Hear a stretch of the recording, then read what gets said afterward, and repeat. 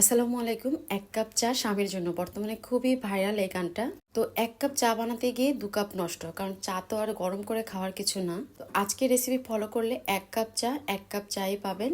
খুবই মজা হবে আর খুবই সুন্দর ঘ্রাণ আসবে, একটা সুঘ্রাণ চা, যেটা বানিয়ে দিলে স্বামীর মনও জয় করতে পারবেন আর শাশুড়ির কাছেও কোনো বকা খেতে হবে না। আশা করছি আমার আজকের এই রেসিপিটা সবার কাছে ভালো লাগবে। সব কিছু পরিমাণ ঠিকঠাক মতো দিয়েছি, উপকারও হবে।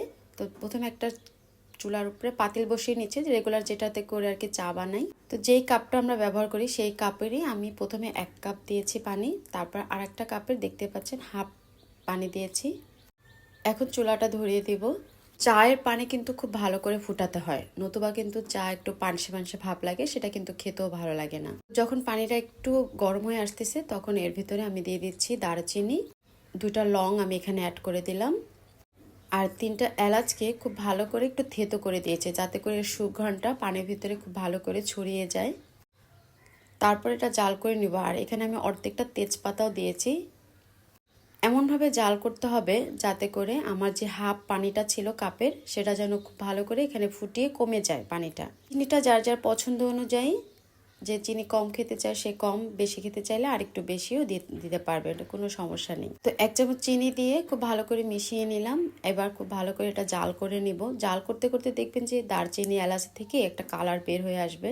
প্রায় ৪ থেকে ৫ মিনিটের মতন আমি এটা ভালো করে জাল করে নিব। আর রেসিপি ভালো লাগলে একটা রিকোয়েস্ট থাকলো আমার চ্যানেলটি সাবস্ক্রাইব করার।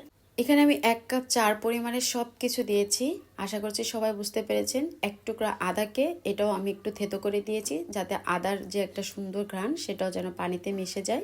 আদাটা একটু পরে দিতে হবে, আদা বেশি জাল করলে কিন্তু এর ফ্লেভারটা থাকে না।